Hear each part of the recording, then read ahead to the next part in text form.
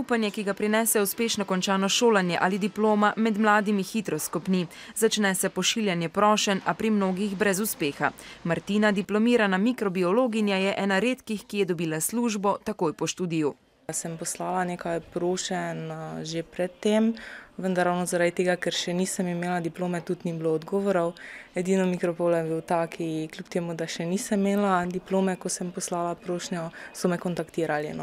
V podjetju, kjer je zaposlena, je pretežno mlad kader. Med 82 zaposlenimi jih je 16 mlajših od 30 let. Zaposlovanje ljudi brez delovnih izkušenj, je prepričan direktor, je lahko dobra naložba. Če pa nekdo ni najbolj izkušen, je pa seveda nepopisana knjiga, in ga pač mi lahko malo bolj izoblikujemo in prilagodimo na naše delovno okolje.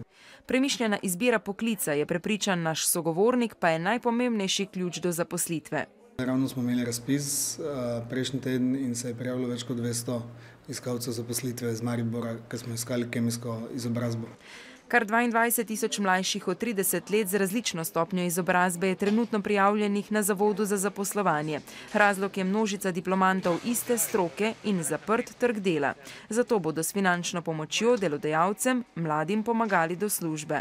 In sicer s subvencijo, ki je tokrat v višini 7250 € in je namenjena za 15-mesečno zaposlitev mlade brezposelne osebe.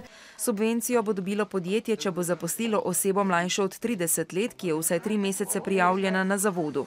Evropski socialni sklad za to namenja 9 milijonov €, s čimer bi jih lahko zaposlili 1240.